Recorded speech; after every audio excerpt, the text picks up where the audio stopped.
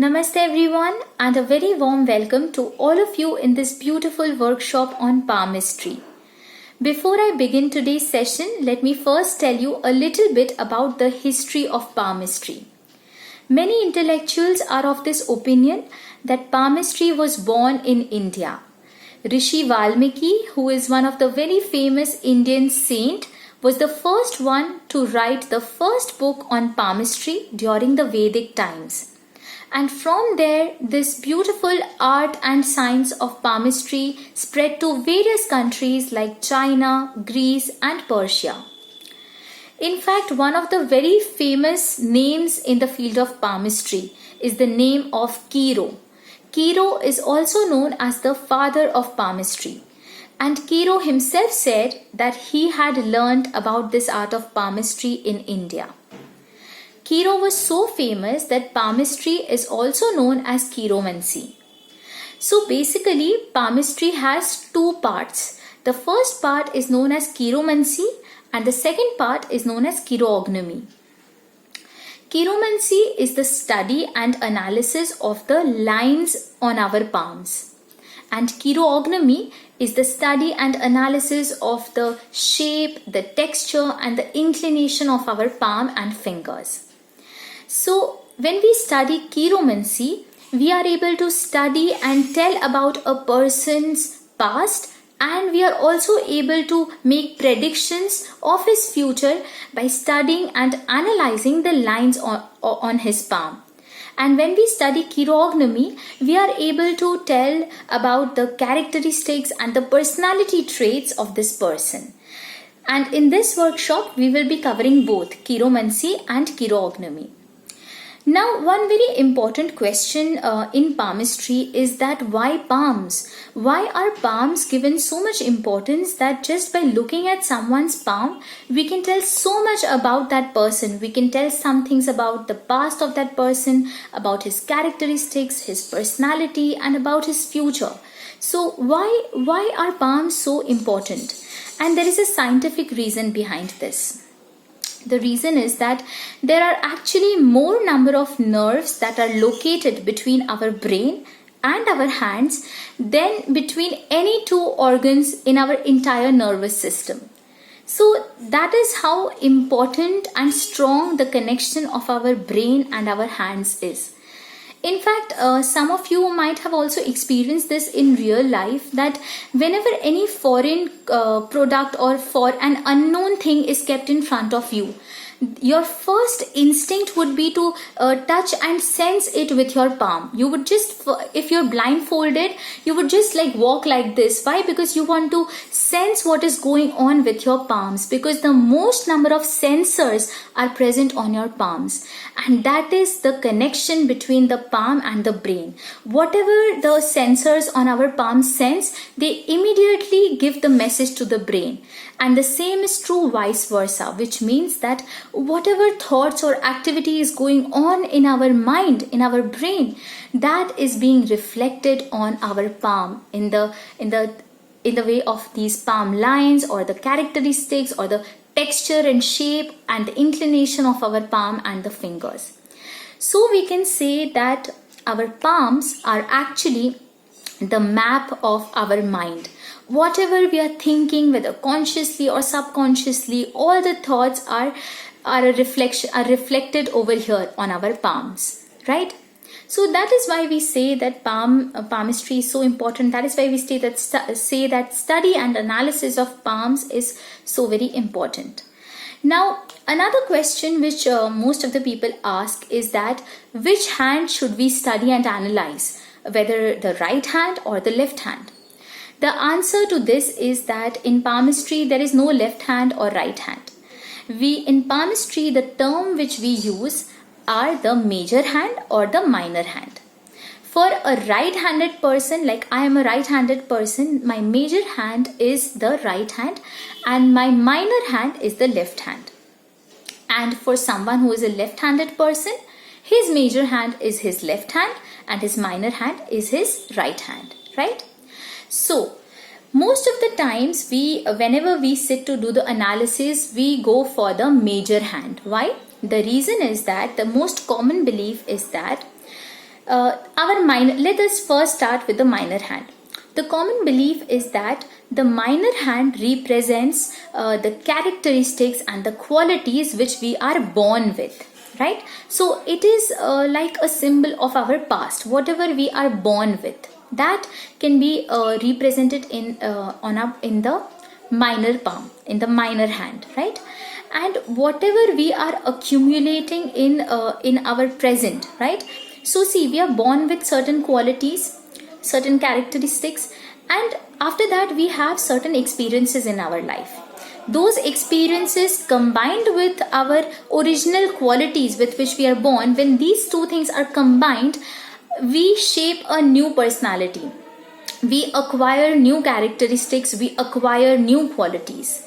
So all of this which is happening in the present and future, that is represented on our major hand. And that is why I say that major, when we do the analysis, most of the times we will consider the major hand, right? Now another thing which many people ask is that do the lines on our palm change? Yes, the answer is yes. See, what did I tell you? That what are these lines? What are these lines? They are nothing but a reflection of our thoughts. See, whatever you are going to manifest after few months, it is not like those things will suddenly happen in your life, right? Whatever you are going to manifest in future, somewhere your mind is already working for it. Your thoughts, your decisions, whatever is mental activities going on, that is actually going to shape your future. And whatever these thoughts are, the activity which is going on, the thoughts which are circulating, the mind, how it is working, that is being reflected on our palm. And that is why we can say that whatever is about to happen in the future, that already has an impression, it has a reflection in our palms. Why? Because of the strong mental connection between the brain and the palm. So palmistry is all about these lines, everything is all about your mental scenario, right? So that is why these lines can change. Why? Because your thought patterns, your behavior patterns can also keep on changing basis on the efforts which you take, right? And the experiences which you have. So never think of it in this way that let us say that you are doing your palm reading, okay, and the palmist has told you that maybe after 3-4 years there's something bad which is going to happen to you, maybe some business loss or something like that, right? Now you don't have to get disheartened about this already. In fact, you have to understand that the main objective and purpose that why we study palmistry is that so that we can find out the predictions that, okay, currently based on the current thoughts and current activities which I have been doing, basis on this, if I continue doing these activities, then it is likely that in future I'm going to suffer some business loss. So now that I have studied palmistry, I am aware of this, that if I continue with these thoughts and these behavior patterns, then I can see that after 3-4 years, I'm going to incur a business loss. So what will I do? I will start doing the remedies. I will start changing my thought patterns. So palmistry is all about safeguarding ourselves. With this science, we can understand that if we continue to live our lives the way we are living right now, then it has been forecasted that there's something bad is going to happen during this time. But we can minimize the effects of this bad thing. That is why we study palmistry. How can we minimize the effect? By changing our thought patterns. There are various remedies which I will be discussing. So with that, when your thought processes changes, then those changes are also slowly, they start showing on our minor lines, right? Our lines start changing a little bit. So the question that do my lines always, like, do they, whatever has been predicted, is that going to happen? Is it like guarantee? No, it is not a guarantee. It is a guarantee if you continue to act and behave in that way and think in that way. But if you change, then there is the possibility that you can safeguard yourself from this bad event. Similarly, let us understand this with the help of another example, that you have shown your palm to someone, or you have, now that you're learning this workshop, you're doing this workshop, you read your palm and you got to know that something very good is about to happen after 2 months, right? So now if you just sit back and relax that I don't have to work hard anymore because I already know that something good is going to happen in the future.